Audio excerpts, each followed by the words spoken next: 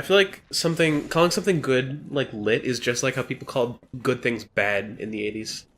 I think it's just another one of those that we're just gonna forget about in 20 years and be like, yeah, that was You dumb. forget about everything in 20 years. That's true. You know what? Nobody's gonna remember this conversation about time travel in 20 years. That's true. Unless I write a best-selling book, not gonna happen. Do it. I kind of want to write a book. I've had this idea in my head for the past 2 years that's developed. It's actually radically different from what it once was. I'm not gonna really get into it, but like I've actually started like Dude, let's get into it. organizing. I mean, maybe off camera. I don't want to be boring.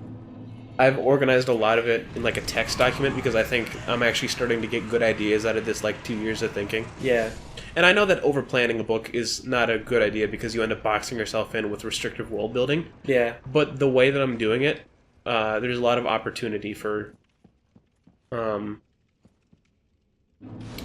building and story building because I think a good way to do things is just have a normal story that gives you enough ambiguous things and mysteries that you can branch out and elaborate upon those and create a bigger universe. Yeah. Dude, we should both write a book. Writing a book would be fun. We should both do it. You know, we're both looking into donating blood plasma. Blood plasma. I mean, we should both write a book too. Hey, we're in this together. Maybe we could use the same universe. Oh, that would be cool. In fact, mine happens after. Well, what's the premise? I'll tell you off camera. What, you're not even gonna tell me the premise? Not even like the back of the book, like half paragraph. Thing is, I haven't decided yet. I've just thought like here are a couple things that could be stories, and I could tell them in several different orders as part of a bigger story. I've come up with like dozens of book premises that I've like started and then I just gave up because I didn't commit to it. Yeah, that's what I'm scared of. That's why I haven't committed to writing it. Well, you just gotta commit. What's the premise? Doesn't matter if it changes. Just tell me what it is. The thing is, the main thing that sets everything in motion is the mystery of the book. That's discovered over time. So I'll tell you this. What's the mystery? I'll just go in order. So, the world is a bunch of islands that float in the sky. Nice. And I want to make commentary about social class by having islands at various heights. Yeah. And I want collection of islands with similar naming schemes to be part of their own stories that mirror certain conflicts from the real world. Yeah. Not necessarily even political, just maybe small things from pop culture or something. Yeah. And it would take place in some sort of fantasy setting that has a mix of future technology. Something like, so if you've played like Final Fantasy VI, they have this thing called Magitech, which is like modern weapons powered by magic. Yeah. I want to do something like that, but a little less. I don't know. That game wasn't really steampunky, I guess, but not steampunky and definitely more future. Yeah. Because I want it to take place in the future, but after a terrible disaster which somehow forced the mass terraforming of the Earth, which lifted it into the sky. Yeah. So, with the exception of a couple languages, all of the languages have been lost and are known as a lost language because they're still trying to decipher it from each other. Mm-hmm. They still think it's one language. Modern technology is sitting around as relics. And whoever was behind it took all the memories of the people on Earth and converted it into a powerful energy source that is the core of existence. Wait, what's the powerful energy source? Knowledge? Memories. Oh, memories. Okay. Because no one remembers the old world. Okay. And I don't even know if I want them to know that it's an old world. Dude, I'll write a story that takes place in the old world. Honestly, you could. And you write a story that's the future of the old world. Yep. That'd be cool.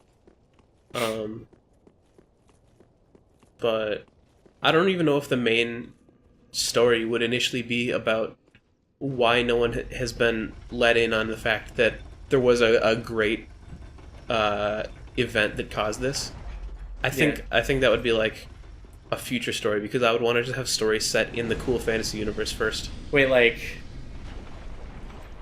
you would have stories of like just in that universe that like don't relate to the old world, and Yeah. then you would have like a subplot of people finding out about what the old world was like. Yeah, because you know how like in a lot of the Marvel movies for a long time they hinted at Thanos, they might show him, Yeah. and all you know is that Thanos is coming. Yeah, I want there to be a set of stories which primarily serve to introduce the characters, maybe make you care about them by showing their personal stories, yeah, and world building by talking about the kingdoms and some of their conflicts, yeah, as well as hinting at there being a previous world through some of the references that the readers would get, but the people in the world wouldn't necessarily get. yeah, And then have that all build to some sort of final confrontation with reality that brings together the characters from the rest of the stories.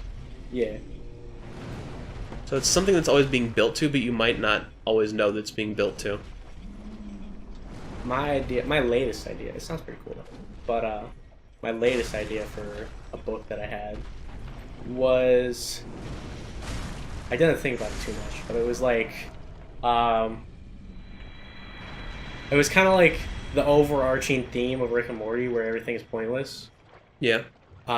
And there were going to be two protagonists that come to different conclusions about what to do because the universe is pointless. Mm-hmm. So it was like they both go through an event together that that kind of shoves that in their face that like what it doesn't matter, like nothing you do matters. Mm-hmm. And then like one of them comes to the conclusion that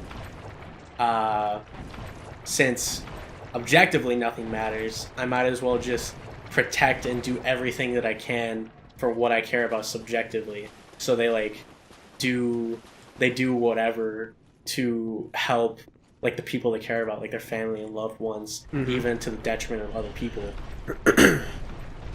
And then the other person comes to like the conclusion that I come to, where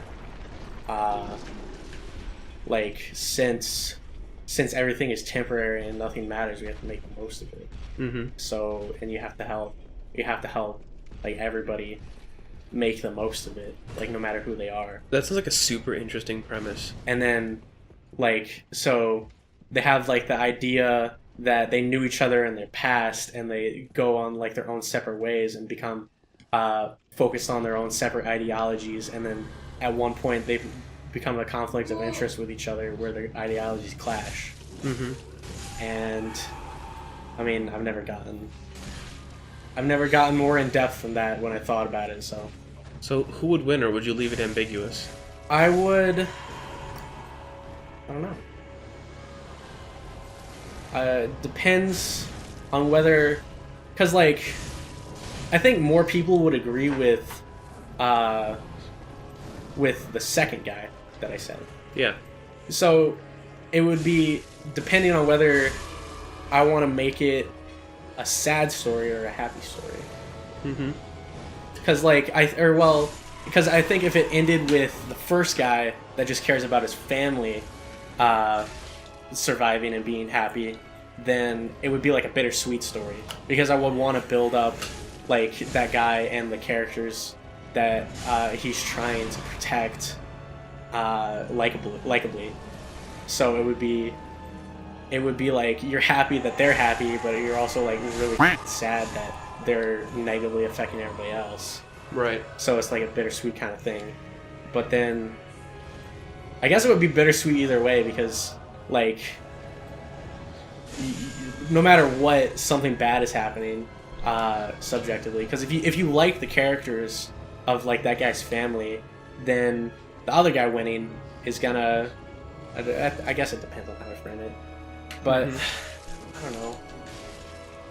I've never talked to this with anybody else. Well, these ideas are always super interesting to bounce around, especially when you've thought about them for so long. Because you've literally just created a decently fleshed out world in your head. Yeah. The thing is, that sounds a little bit like the past that I was thinking about. Like, if you're helping out only the people you care about, everybody else dies, right? Yeah. Or at least they get adversely affected. Mm-hmm. What I was What I was considering at one point, but didn't settle on for sure, is that the way that class is determined in the future society, being the low islands are the low class, literally covered in the shadows of the others, Yeah. and that the high islands are, fine. What if that was the people who were protected versus the people who weren't? I don't know. From like whatever. you could do your idea is that the world broke apart in the islands, right? Well, more so, I wanted one person to be responsible for forcibly doing it to bring an end to whatever horrible conflict was going on by essentially resetting the world by breaking everybody up and taking their memories to power everything in the new world. Now Yeah. that, the structure of the world is completely different. Because I think, Also an excuse for magic. yeah, I think going for the higher up islands being higher class is kind of like an obvious answer, Mhm. or an obvious premise.